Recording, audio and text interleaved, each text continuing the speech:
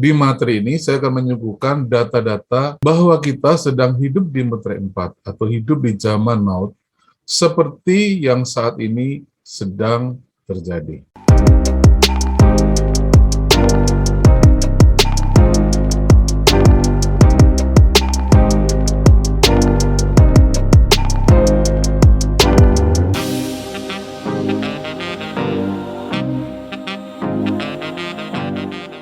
Hai, salam. Terima kasih sudah mengklik video ini. Perkenalkan, saya Pendeta Roni Wahyudiono. Di video ini saya berbagi pengertian firman Allah seputar akhir zaman, keserupaan dengan Kristus, dan keselamatan yang sempurna. Saya tidak menggurui, saya hanya berbagi apa yang saya mengerti. Semoga apa yang saya bagikan menginspirasi dan memberkati Anda. Baiklah, kita akan segera mulai. Ya, kita mulai pembahasan meterai 4 atau dilepasnya kuda hijau kuning. Apakah ini? Ini adalah kekuatan maut yang diberi kuasa atas seperempat wilayah bumi dan kuasa untuk membunuh. Sekali lagi ya, ini adalah kekuatan maut yang diberi kuasa atas seperempat wilayah bumi dan kuasa untuk membunuh. Perhatikan bahwa kekuatan maut ini tidak diberi kuasa untuk membunuh seperempat penduduk bumi, bukan untuk membunuh seperempat penduduk bumi, tetapi diberi kuasa atas seperempat wilayah bumi. Jadi tidak seluruh bumi diberikan kuasa oleh Allah Bapa kita kepada kekuatan maut ini, tapi dia diberi kuasa hanya atas seperempat wilayah bumi saja, dan kuasa untuk membunuh di seperempat wilayah bumi itu. Jelas ya? Kita lanjutkan. Nah, sebelum saya lebih jauh menjelaskan tentang meterai 4, kita lihat dulu 8 peristiwa besar yang ada di layar ini ya. Zaman Perjanjian Baru itu sebetulnya terdiri dari 8 peristiwa besar ini, yaitu dimulai dari zaman gereja, kemudian akan ada zaman penyesatan, ada peperangan, ada kelaparan atau hiperinflasi, ada zaman maut, zaman penganiayaan, kemudian zaman kegoncangan benda-benda langit, dan zaman kedatangan Tuhan atau pemerintahan Tuhan di atas bumi. Ada 8 peristiwa besar ini. Nah, apakah sebetulnya meterai-meterai ini? Meterai ini ya, saya berikan keterangannya. Meterai itu sebetulnya adalah zaman, satu kurun waktu tertentu. Segel zaman ya, jadi setiap kali meterai dibuka, suatu zaman akan dibuka ya. Meterai dalam hal ini adalah segel zaman.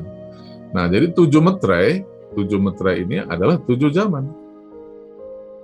Nah, 7 zaman ini akan terjadi secara berurutan ya, mulai dari 1, 2, 3, 4, 5, 6, 7. Kemudian, zaman adalah kurun waktu tertentu yang ditandai hal-hal tertentu pula. Misalnya zaman penyesatan, maka yang paling menonjol di zaman itu adalah penyesatan.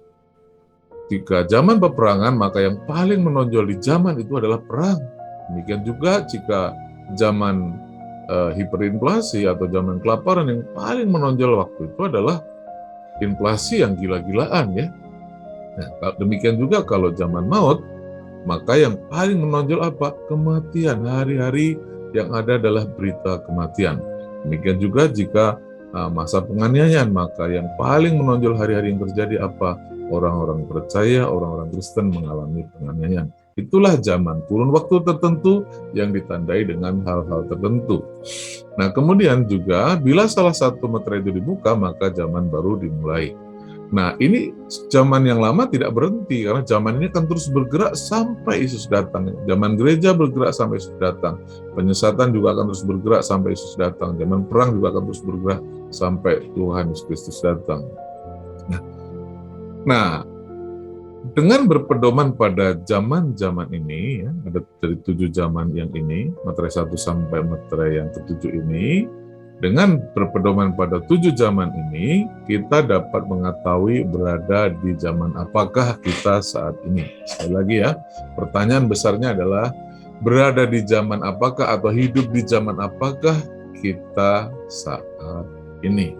Suatu yang penting untuk kita ketahui, agar kita dapat menyesuaikan diri dan hidup tepat sebagaimana situasi yang tengah terjadi. Oke? Nah, bagaimana kita mengetahui kita hidup di zaman apa adalah dengan membaca spirit utama apa yang terjadi di dunia pada saat ini. Nah, saya percaya bahwa dalam 20 tahun terakhir ini, spirit utama dunia adalah maut dan kematian. Ya, mulai dari tahun 2000-an, tahun 2000 ya, maka yang paling menonjol, yang paling utama itu adalah maut dan kematian. Nah, detail-detailnya seperti apa itu kita akan bahas selanjutnya. Tapi ini sebagai asumsi pertama, asumsi dulu sebelum kita cari bukti-bukti dan data-datanya, maka asumsinya adalah bahwa yang paling menonjol dalam 20 tahun terakhir ini adalah maut atau kematian. Saya percaya inilah yang tengah terjadi pada saat ini. Menarik sekali bahwa ada seorang hamba Tuhan yang juga seorang nabi bernama Sadhu Selvaret. Dia pernah mengatakan bahwa saat ini yang sedang terjadi adalah kuda hijau kuning ini. Sedang beraksi adalah kuda hijau kuning. Dan kebetulan juga suatu hari saya pun bermimpi. Saya berdiri di tepi jalan, dan di tepi jalan itu saya menghadap ke selatan, dan kemudian dari arah barat, seekor kuda hampir mirip seperti yang ada di gambar ini, berlari dengan kecepatan tertentu dari arah barat ke arah timur. Saya melihat dengan sangat jelas semua gerakan dan kecepatan kuda di waktu berlari di depan mata saya. Saya pernah bermimpi seperti itu. Ya. Nah, menarik juga bahwa ada penampakan aneh yaitu kuda hijau kuning pada kerusuhan Mesir 2012. Ini adalah terjadinya kerusuhan di Mesir pada waktu sedang terjadi Arab Spring atau musim semi Arab, bangsa-bangsa Arab, di mana para pemimpin mereka sedang dijatuhkan, dan oleh karena itu terjadi perang dan terjadi kerusuhan. Nah, di tengah-tengah kerusuhan itu secara aneh ada satu penampakan yang ditangkap oleh kamera, yaitu kuda hijau kuning ini ya. Anda bisa melihat ada lingkaran ini. Semoga nanti juga saya bisa tunjukkan videonya ya, seperti ini. Nah, ini terjadi ya. Ini adalah tangkapan layar penampakan kuda kuning hijau pada kerusuhan Mesir yang terjadi pada 2011.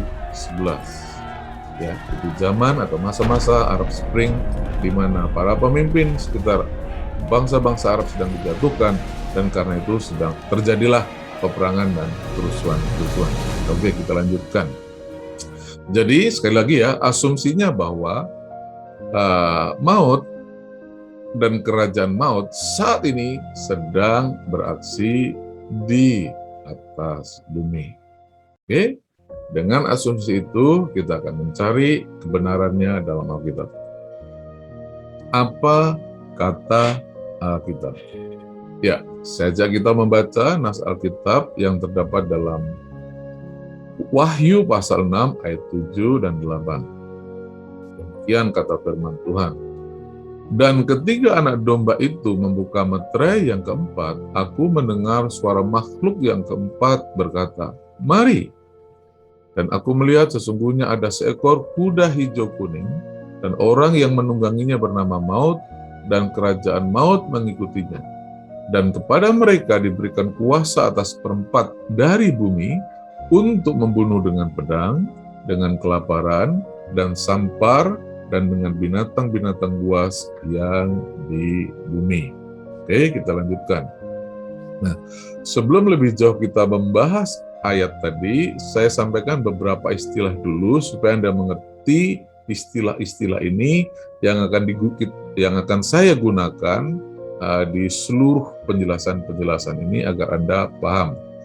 Nah, meterai itu adalah segel penutup ya, segel penutup zaman maksudnya ya, itu maksudnya. Nah, kedua, kalau membuka meterai artinya memulai zaman baru. Satu, zaman baru dimulai. Tiga, ini istilah penting yang Anda perlu pahami ya. Meterai keempat artinya zaman keempat.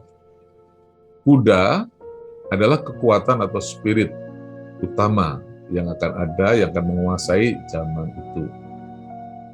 5, hijau kuning itu adalah artinya kematian atau maut ya. Warna hijau kuning itu artinya kematian atau maut.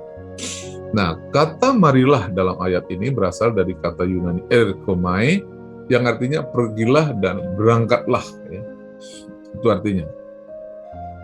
Nah, pedang dalam konteks pembahasan kita ini adalah peperangan. Jadi kata pedang ini adalah satu propertik atau penggambaran yang artinya peperangan. Kelaparan ini adalah akibat tidak ada makanan oleh karena peperangan itu sendiri. Oke ya. Nah, selanjutnya sampar dalam konteks ini adalah penyakit yang membunuh secara massal, penyakit menular yang mampu membunuh secara massal. 10, yang dimaksud binatang buas itu adalah teroris brutal. Oke ya, yang ini kita akan jelaskan secara khusus binatang buas atau teroris brutal di halaman selanjutnya. Nah, kata binatang buas ini adalah ungkapan untuk menggambarkan sifat buruk manusia yang harus darah atau pembunuh. Nah, kita lihat nats Alkitab yang berkata seperti ini. Ini Rasul Paulus ya berkata sebagai berikut. Kalau hanya berdasarkan pertimbangan-pertimbangan manusiawi saja, aku telah berjuang melawan binatang buas di Efesus. Jadi Rasul Paulus berjuang melawan binatang buas di Efesus. Nah, sesungguhnya Paulus tidak benar-benar menghadapi binatang-binatang buas. Paulus berurusan, berhadapan dengan manusia-manusia yang punya sifat seperti binatang buas di Efesus. Rincian peristiwa itu ada di Kisah Rasul pasal 19. Anda bisa membaca mulai ayat 21 dan sampai selanjutnya. Itu peristiwanya. Nah, hal ini dibuktikan dengan tulisan Paulus juga kepada Titus waktu dia berkata, menulis ayat ini, yaitu seorang dari kalangan mereka, nabi atau pujangga dari bangsa Kreta, nabi mereka sendiri pernah berkata, dasar orang Kreta, pembohong, binatang buas, pelahap yang malas. Jadi Rasul Paulus melihat sifat utama dari orang-orang yang hidup di pulau Kreta itu adalah pertama, pembohong. Kedua, binatang buas. Binatang buas itu apa sih? Binatang buas itu adalah predator, binatang pemangsa. Jadi binatang buas itu makhluk yang haus darah, yang membunuh mangsanya. Seperti itu ya. Jadi ini adalah sifat orang Kreta, yaitu binatang buas. Nah, dengan demikian, yang disebut binatang buas itu adalah ungkapan untuk menggambarkan sifat buruk manusia, haus darah atau pembunuh. Nah, dalam konteks nubuatan tadi, karena binatang buas itu akan menjadi salah satu alat kekuasaan dari maut tadi dan kerajaan maut untuk membunuh, maka atas dasar keterangan itu, atas dasar dari itu, ya atas dasar nas di atas dan juga penjelasan-penjelasan ini, maka teroris brutal yang haus darah atau pembunuh manusia itu dapat dinyatakan sebagai binatang buas, sebagaimana yang dimaksud oleh nubuatan dalam Wahyu pasal 6 ayat 7 dan 8 itu. Cukup jelas ya. Oke, kita lanjutkan ke nas Alkitab tadi ya. Jadi Anda masih ingat pembacaan nas ini, ya Anda baca sendiri, dan berdasarkan ingatan ini saya akan melanjutkan ke apa garis besar dari nas ini. Kita lanjutkan. Garis besarnya adalah di ayat itu Tuhan Yesus membuka meterai 4, meterai yang keempat. Artinya zaman yang keempat dimulai. Nah, kuda hijau kuning yang penunggangnya bernama Maut, dengan disertai kerajaan maut, jadi tidak sendiri ya, selain ada penunggangnya, ada kerajaan. Kerajaan itu pemerintahan, satu kerajaan. Telah dilepaskan atau diberangkatkan. Jadi di meterai 4 ini, maut dan kerajaan maut telah dilepaskan. Jadi jika meterai 4 sudah dimulai, maka yang terjadi di bumi, manifestasi yang akan terjadi di bumi adalah terjadinya maut atau kematian. Bumi akan diwarnai, akan dihiasi dengan berita-berita kematian. Yang ketiga, mereka, yaitu maut dan kerajaan maut itu, diberi kuasa atas 1/4 wilayah bumi dan kuasa untuk membunuh dengan menggunakan alat-alat ini, yaitu pedang atau perang, kelaparan. Ini akibat perang langsung, jadi kalau ada perang pasti akibatnya terjadi kelaparan.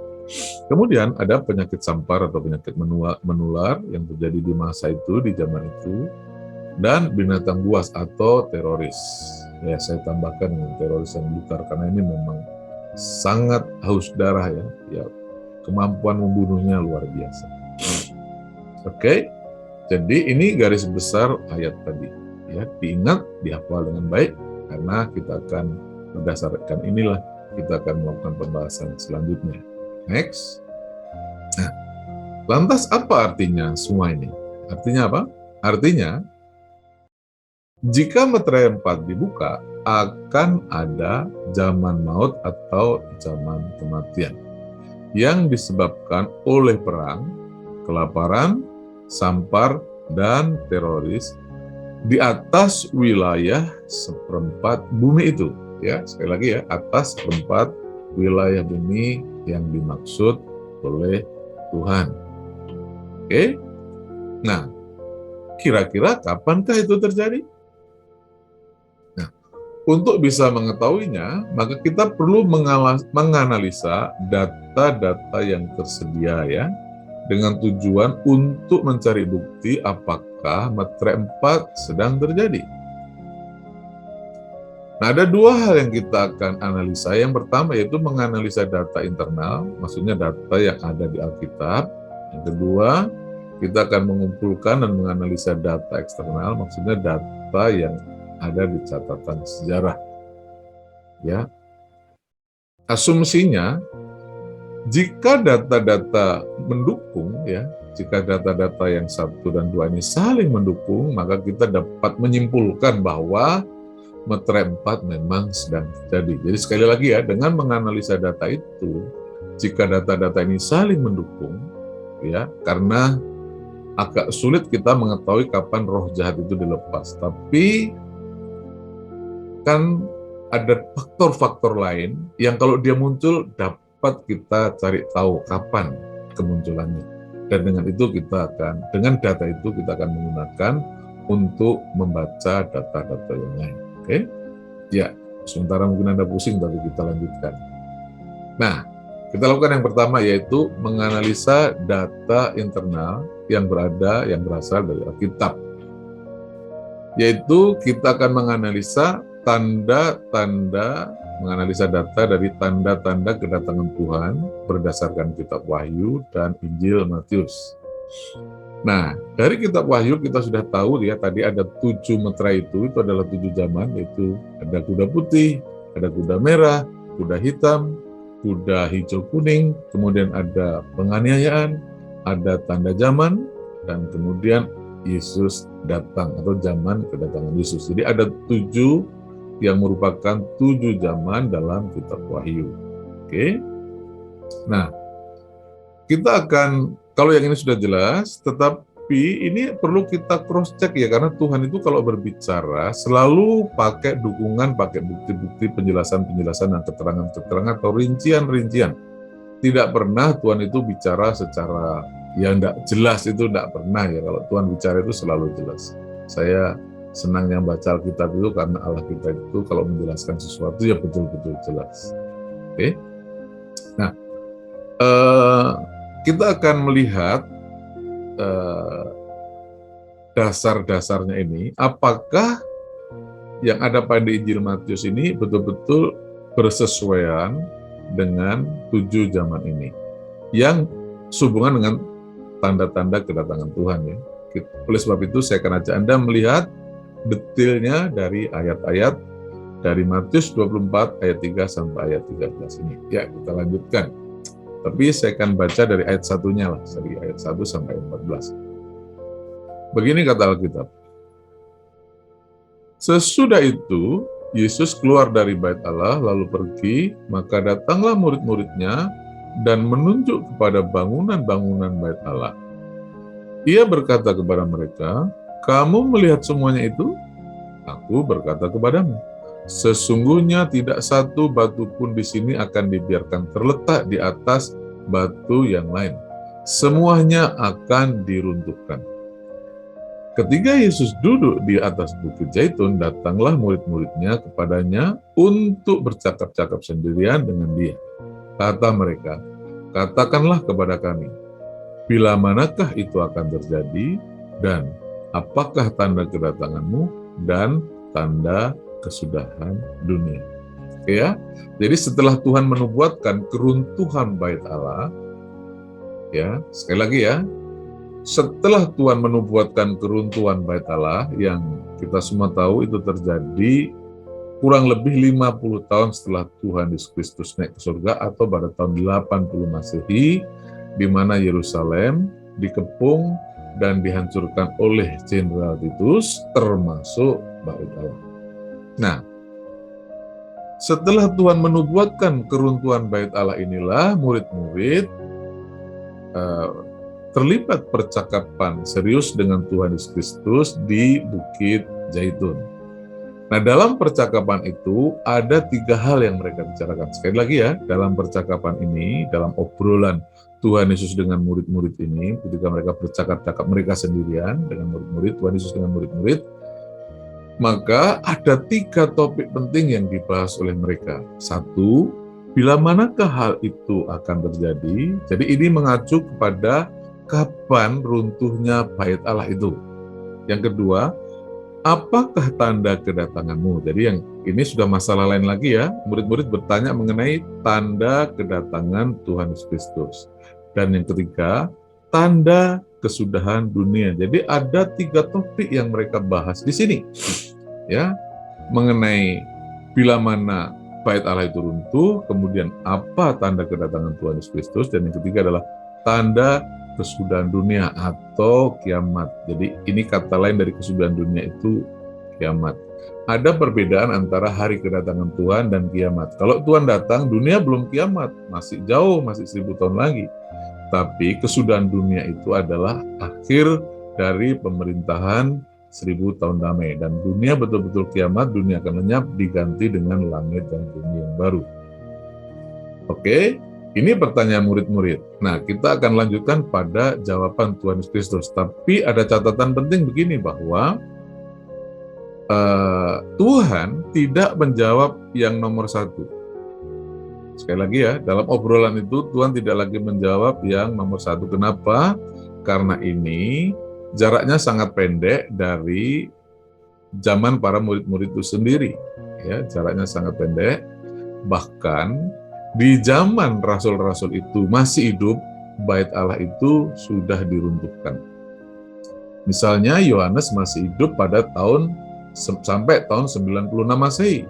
Padahal bait Allah runtuh pada tahun 80 Masehi. Jadi, murid-murid itu masih melihat penggenapan dari nubuat Tuhan Yesus Kristus tentang keruntuhan bait Allah. Tapi mengenai tanda kedatangan Tuhan, ini suatu zaman yang sangat jauh. Kenapa? Ini menyangkut di detik terakhir dari kedatangan, detik terakhir dari milenium ini ya, dari zaman ini. Oke. Nah, dan juga ini lebih jauh lagi, yaitu kesudahan zaman. Oke. Nah, mari kita ikuti jawaban Tuhan Yesus Kristus. Jawab Yesus kepada mereka adalah, waspadalah supaya jangan ada orang yang menyesatkan. Jadi Tuhan berbicara tentang penyesatannya. Waspadalah supaya jangan ada orang yang menyesatkan kamu, sebab banyak orang akan datang dengan memakai namaku dan berkata, akulah Mesias. Dan mereka akan menyesatkan banyak orang. Jadi yang pertama Tuhan berbicara ya, ini nomor 1, Tuhan berbicara tentang penyesatan atau ada sesuatu kekuatan yang akan menyesatkan mereka. Nah, kemudian kamu akan mendengar deru perang ya, nomor 2 ini perang, atau kabar-kabar tentang perang, namun berawas-awaslah, jangan kamu gelisah, sebab semuanya itu harus terjadi.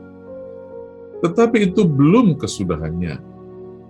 Sebab bangsa akan bangkit melawan bangsa dan kerajaan melawan kerajaan. Dan kerajaan melawan kerajaan. Oke? Jadi pertama Tuhan bicara tentang penyesatan, kedua Tuhan berbicara tentang peperangan. Tuhan menjelaskan itu sampai 7. Nah, yang ketiga, kemudian akan ada kelaparan. Nomor 3, akan ada kelaparan. Dan nomor 4, gempa bumi di berbagai tempat. Akan ada gempa bumi di berbagai tempat. Nah, setelah Tuhan menjelaskan 4 hal ini, yaitu penyesatan, peperangan, kelaparan, dan gempa bumi di berbagai tempat, yang saya sebut juga sebagai gempa bumi ekstrim ini, maka Tuhan memberi catatan, semua itu barulah permulaan penderitaan menjelang zaman baru ya. Semuanya itu, kalau 4 hal ini muncul, yaitu penyesatan, perang, kelaparan, gempa bumi di berbagai tempat, jika semua hal ini muncul, maka itu masuk pada kategori semuanya itu barulah permulaan penderitaan menjelang zaman baru. Zaman baru itu zaman apa sih? Ya zaman pemerintahan 1000 tahun damai nanti. Itu zaman yang betul-betul baru, pemerintahnya baru, situasinya baru, penguasanya baru. Zamannya betul-betul baru. Nah, next. Nah, jadi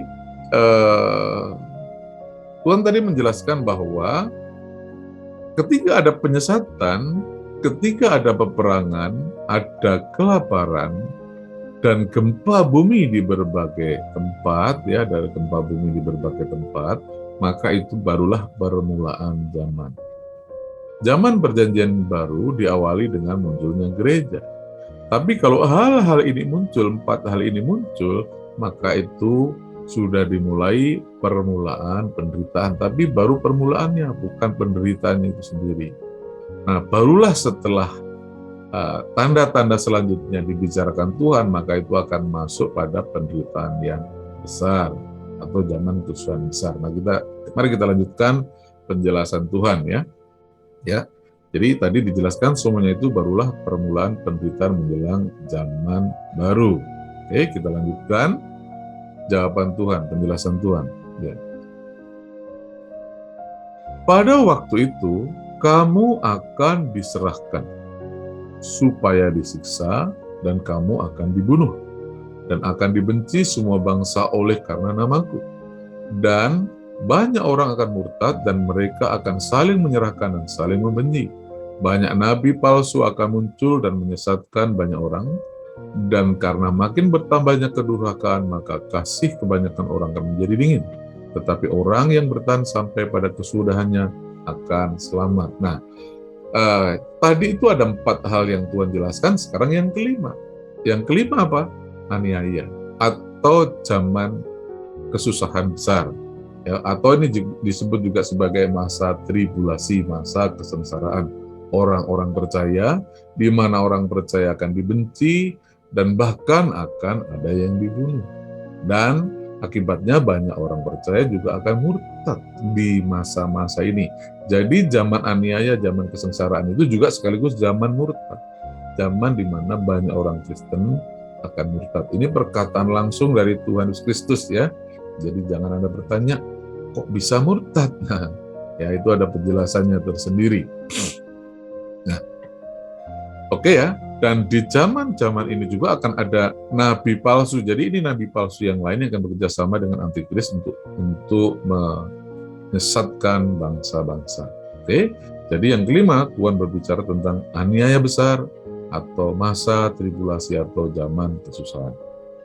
Nah, baru yang kemudian setelah Tuhan menjelaskan 5 hal ini pada Injil Matius pasal 24, kemudian Tuhan berbicara yang keenam, yaitu Injil Kerajaan. Ini akan diberitakan di seluruh dunia dan akan menjadi kesaksian semua bangsa.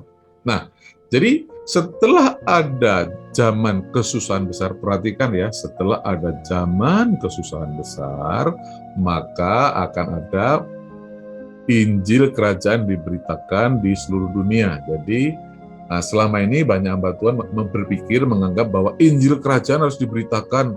Kalau Injil Kerajaan diberitakan ke seluruh dunia, maka Yesus akan datang. Nah, itu salah ya, tidak cocok dengan konteks ini, tidak cocok dengan nats ini. Ayat ini berbicara bahwa setelah zaman kesusahan besar itu, ya setelah melewati zaman kesusahan besar itu, maka ada satu masa di mana kerajaan Allah akan turun di atas bumi. Nah, karena kerajaan Allah itu sudah turun di atas bumi, maka pada masa itu isu utamanya adalah kabar baik mengenai kehadiran kerajaan Allah di atas bumi. Kapan itu kehadiran kerajaan Allah di atas bumi? Yaitu pada waktu Tuhan Yesus Kristus datang yang kedua kali. Jadi, zaman Injil kerajaan yang diberitakan adalah terjadi pada masa 1000 tahun damai itu. Ini bukanlah Injil keselamatan. Ini bukanlah Injil seperti yang sedang dibicarakan banyak para penginjil sekarang. Ini adalah kabar baik mengenai kehadiran kerajaan Allah di atas bumi, di mana Yesus Kristus yang adalah Raja di atas segala raja itu, telah dilantik, telah bertahta, berkuasa atas seluruh bumi, dan menjadi yang satu-satunya dan yang terutama. Oke ya, jadi itu maksudnya Injil Kerajaan. Nah, kata Injil Kerajaan ini juga artinya Yesus sudah datang di sini, memerintah sebagai Raja di atas bumi selama 1000 tahun damai. Nah, barulah yang ketujuh Tuhan membicarakan kesudahannya. Jadi kalau Injil Kerajaan sudah diberitakan dan pemerintahan 1000 tahun damai setelah berjalan, di ujung 1000 tahun damai itulah kiamat terjadi atau kesudahan zaman. Jadi sudah jelas ya? Oke, kita lanjutkan. Jadi yang kelima itu apa? Ini. Yang kelima itu penganiayaan. Nah, di Matius Tuhan memang tidak berbicara tentang tanda zaman ini. Tuhan langsung berbicara tentang kedatangannya yang di sini. Tuhan membicarakan tentang Injil Kerajaan diberitakan. Jadi kalau Tuhan Yesus sudah datang, maka Kerajaan Allah sudah di atas bumi. Isu utama di sini bahwa Kerajaan Allah sudah di bumi. Raja di atas segala raja itu telah memerintah di atas bumi. Dan ini akan menjadi kesaksian di seluruh bumi selama 1000 tahun damai. Setelah ini selesai, di sini kiamatnya. Kesudahan zaman. Ya, seperti itu kurang lebihnya. Nah, jadi kita kembali pada usaha kita untuk menganalisa data-data ini. Mari kita lanjutkan usaha kita untuk menganalisanya. Ya, ini tadi ada kuda putih, kuda merah, kuda hitam, kuda hijau kuning, penganiayaan, tanda zaman, Yesus datang, dan kemudian kita lihat di Matius tadi ada penyesatan, ada peperangan, ada kelaparan, dan gempa bumi. Nah, setelah itu ada kesusahan besar, dan setelah itu ada Injil Kerajaan yang diberitakan, dan kemudian kesudahannya. Nah, kuda putih dan penyesatan itu searti, kuda merah dan peperangan itu searti, kuda hitam dan kelaparan itu juga searti, semakna. Demikian juga kuda kuning hijau itu searti dengan gempa bumi. Kenapa? Sama-sama maut, sama-sama berkekuatan, merusak, dan membunuh. Ya, jadi gempa bumi itu juga berkemampuan membunuh. Oke ya. Nah, jadi ada yang menarik di sini yaitu pada kuda kuning hijau ini ia sejajar dengan gempa bumi. Sekali lagi ya, disinilah kita menemukan data penting bahwa kuda kuning hijau ini ternyata berbarengan dengan gempa bumi. Kalau roh jahat dilepaskan kapan? Kita susah untuk menghitung datanya, mencari datanya sulit. Tapi data gempa bumi ekstrim atau gempa bumi yang terjadi di berbagai tempat itu, kita bisa mencari datanya. Ya, itu pasti tersedia dengan melimpah ya, dengan baik. Karena ada banyak lembaga yang melakukan usaha pencatatan dari berbagai peristiwa gempa bumi di 100 tahun terakhir ini. Oke ya. Jadi sekali lagi ya, perhatikan bahwa kuda kuning hijau dengan gempa bumi berada dalam posisi sejajar. Ya, kita lanjutkan. Nah, kesimpulannya pada tanda-tanda kedatangan Tuhan Yesus antara Injil Matius dengan kitab Wahyu maksudnya, terlihat bahwa kuda hijau kuning sejajar dengan gempa bumi, yang mana keduanya sama-sama sangat mematikan. Dua, berdasarkan data itu, kita dapat membuat hipotesa sementara bahwa waktu dilepasnya kuda kuning hijau seharusnya bersamaan dengan dimulainya gempa bumi ekstrim, maksudnya gempa bumi di berbagai tempat yang sangat mematikan itu. Nah, Untuk membuktikan kebenaran hipotesa ini, kita akan cross-check data tahun dimulainya gempa bumi ekstrim yang mematikan, itu gempa yang jumlah dan kualitasnya meningkat secara tajam ya, dengan data tahun munculnya kekuatan maut yang juga sangat mematikan. Jadi kita hanya tinggal mencari tahun munculnya gempa bumi dan tahun munculnya kekuatan yang menjadi pelaku yang menyebabkan banyak orang mengalami kematian. Kalau itu cocok, nah kita dapat simpulkan memang sekarang kita hidup di zaman maut atau di metrempat. Jika data dari keduanya sama, maka kesimpulannya adalah metrempat sedang terjadi. Maut dan kerajaan maut sedang beraksi. Oke? Nah, oke, kita sekarang akan cross-check ya. Cross-check data ini, yaitu tahun dimulainya gempa bumi ekstrim dan munculnya kekuatan maut yang sangat memastikan. Kita lihat yang nomor 1 ini, yaitu data dimulainya gempa bumi ekstrim. Ini saya dapat grafik dari USGS. USGS itu United States Geological Survey. Ini adalah suatu badan atau suatu lembaga yang kalau di Indonesia BMKG ya, yang mengurusi mencatat berbagai peristiwa gempa bumi di seluruh dunia. Ini adalah catatan 100 tahun terakhir dari gempa bumi yang terjadi dari 1900 sampai tahun 2008 ya, catatan ini. Nah, Anda bisa lihat ya bahwa dalam dari tahun 1900 sampai 1905 sampai 1995, maka gempa bumi itu ya datar-datar saja. Hanya seperti ini ya. Itu volumenya sekitar 5. Mungkin tiap tahunnya sekitar 5 gitu ya. Nah, tapi mendekati di sekitar tahun 2000-an ini tepatnya bukan data aslinya, tidak tepat di tahun 2000. Ada sedikit maju ya, yaitu di tahun 1999 ya. Dari grafik ini itu tidak lebih maju sedikit dari tahun 2000, tepatnya di 1999. Jadi dari data-data ini kita lihat bahwa gempa bumi di berbagai tempat yang ekstrim itu, yang mematikan itu dimulai di tahun 1999 ya, lebih maju sedikit dari tahun 2000. Meskipun kita dapat jadikan tahun 2000 sebagai pedoman dimulainya semua berbagai peristiwa maut yang terjadi di atas bumi. Nah, oke ya, kita lanjut pada hal selanjutnya, yaitu bukti-bukti dari peristiwa gempa bumi. Ini saya kumpulkan berbagai peristiwa gempa bumi, tanggalnya, tanggal dan tahun tentunya ya, lokasi dan negara, kemudian skala Richternya dan jumlah korbannya. Ya, ini kecil sekali, kita besarin. Ya, ini gempa yang luar biasa ya, karena kejadiannya sering sekali. Jadi zaman dahulu itu gempa itu bisa 50 tahun sekali, ya kayak gitulah. Tapi sekarang itu sering sekali, kadang bahkan hampir tiap hari ada gempa di berbagai tempat. Jadi betul-betul ekstrim ya, baik kualitas maupun kuantitasnya. Oke? Nah, dari data ini Anda bisa melihat ya di sini bahwa pada tanggal 25 bulan 1 1909 telah terjadi gempa di Kolombia Barat. Tapi skala Richternya memang agak kecil, korbannya juga sedikit. Tapi pada tanggal 17/8/1999 Turki Barat terjadi gempa 7,4 dengan korban 17.000. Jadi cukup besar, oke ya. Anda bisa lihat sendiri nanti pelajari data-data ini.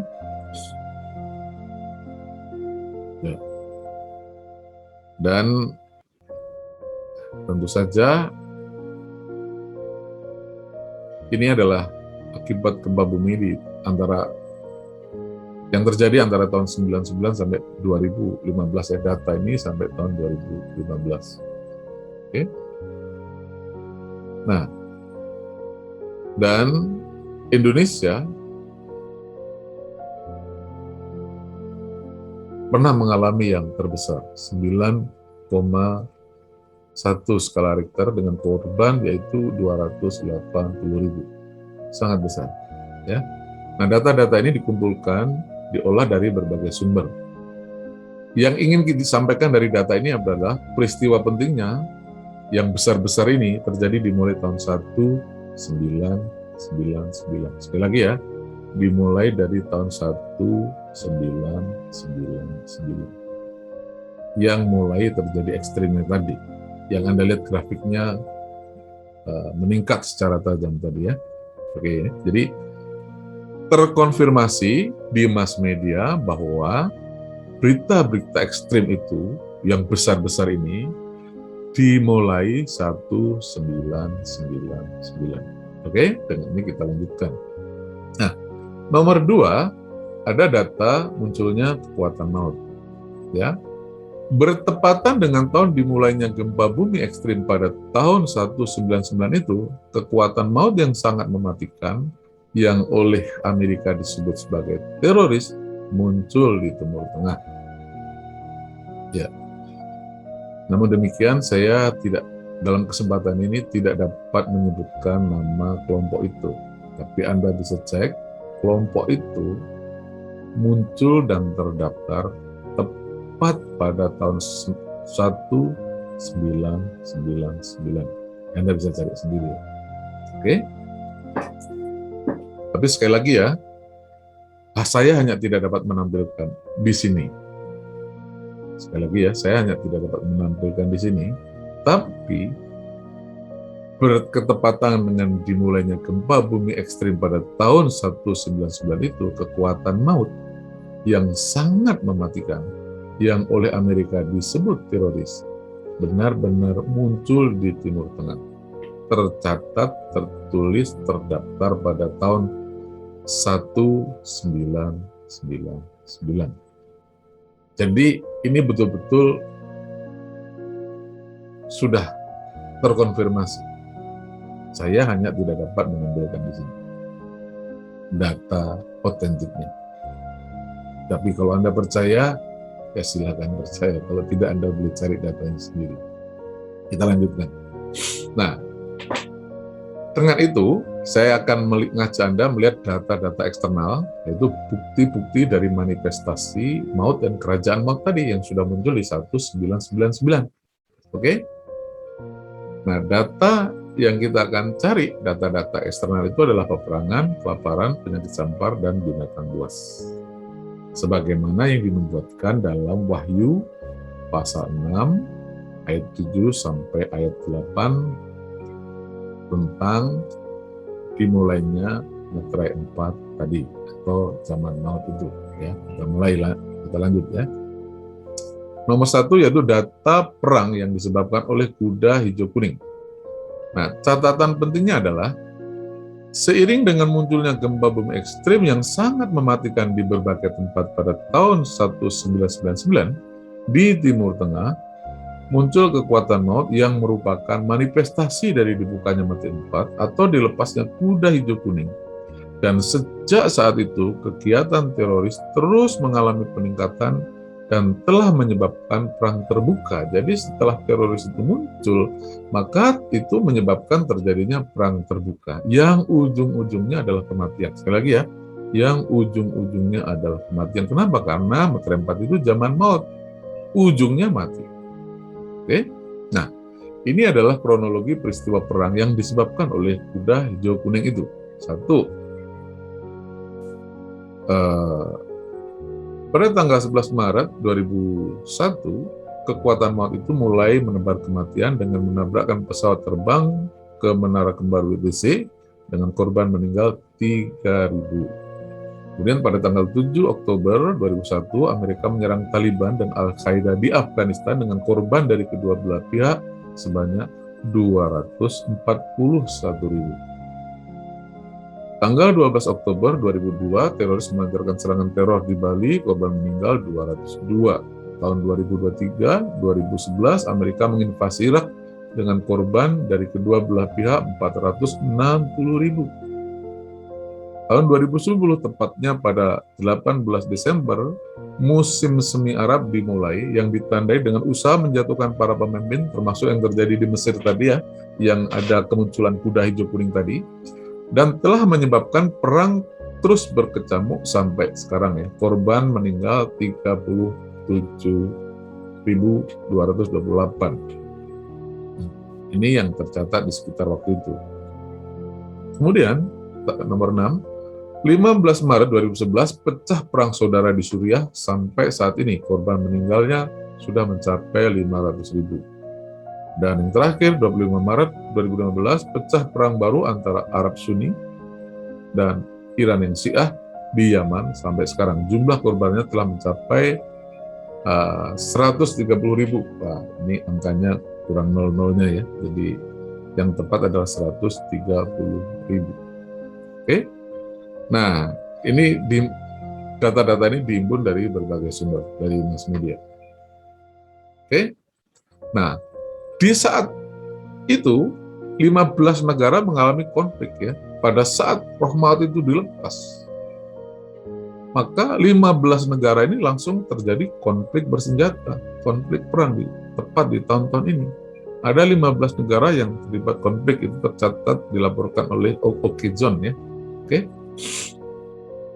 Nah, negara-negara yang berkonflik ada India, Kongo, Yaman, Israel, Palestina, Libya, Afrika Tengah, Somalia.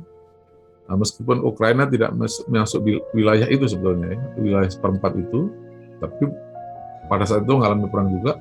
Ada Sudan, Sudan Selatan, Nigeria, Afghanistan, Irak, dan Suriah. 15 negara ini berkonflik di saat tahun-tahun dimulai di tahun ini. Nah, dimulai di tahun ini kenapa? Karena kekuatan maut yang menyebabkan kematian yang pertama lewat perang itu telah dilepaskan. Oke, kita lanjutkan. Nah, jumlah korban meninggal akibat perang itu ya kurang lebih ada 1 juta jiwa. Korban terbanyak ada di Irak dan di Suriah, dan jumlah korban masih akan terus bertambah. Ya. Nomor 2, data kelaparan. Nah, perang yang disebabkan kuda hijau kuning juga telah menyebabkan kelaparan di Somalia. Ini adalah data Jumat 3 Mei 2013 oleh Antara News ya, ini mass media dari Antara News. Korbannya ada 260.000 orang meninggal akibat kelaparan. Foto yang Anda lihat ini adalah kisah nyata. Pria-pria, laki-laki tergeletak mati karena lapar. Oke? Nah, Anda bisa baca ini, tapi ada catatan penting yang saya ingin kemukakan adalah Somalia yang selama hampir 2 dekade terus dirundung perang sipil merupakan salah satu tempat paling berbahaya di dunia untuk pekerja sosial. Faktanya, negara ini justru paling memerlukan kehadiran pekerja sosial. Meski demikian, kondisi keamanan negara tersebut perlahan semakin baik dalam beberapa bulan terakhir, meski masih ada ancaman pengeboman dari Al-Qaeda. Jadi terjadi konflik di sana. Pada saat kelaparan terjadi, sebagian besar kawasan yang terdampak berada di bawah kendali Al-Qaeda, dan krisis tersebut diperparah dengan larangan masuk bagi badan bantuan asing.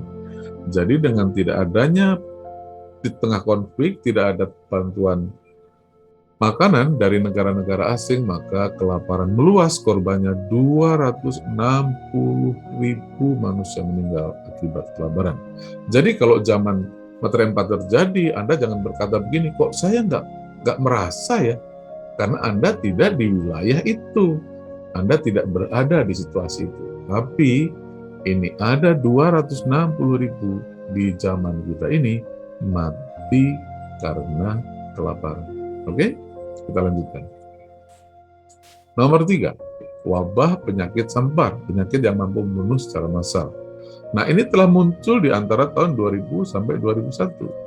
Datanya adalah sebagai berikut ya. 2002, virus SARS telah membunuh 775 jiwa. 2009, virus flu babi membunuh 141 jiwa. 2013, virus Ebola membunuh 11.000. Waktu itu saya anggap ini sudah besar sekali ya, tapi ini belum tahu seberapa ternyata. Kemudian muncul lagi ada MERS, virus MERS membunuh 483 jiwa. Dan yang tengah kita hadapi saat ini, di 2019 muncul virus corona yang telah membunuh lebih kurang hingga saat ini 5 juta jiwa di dunia. Dengan catatan pandemi virus corona ini atau COVID-19 masih berlangsung hingga saat ini. Nah, nomor 4, serangan teroris mengalami peningkatan secara global pada tahun 2000 sampai 2014 ya. Ini dari detik.com saya kutip ya, dan ini betul-betul ini adalah datanya ya, terjadi peningkatan. Ada 32.000 korban terbunuh di seluruh dunia. Kita perbesar gambarnya ya. Jadi dari tahun 2000, dari sejak dimulai zaman maut ini, terjadi kenaikan grafik begitu tajam di bagian belakangnya. Ya, kita balikkan dulu. Jadi angkanya sekitar di atas 30 ribuan atau tepatnya 32.000 orang meninggal karena serangan teroris di berbagai belahan bumi. Namun demikian, tadi dijelaskan bahwa korban terbesar justru di seputar Timur Tengah ya. Oke, kita lanjutkan.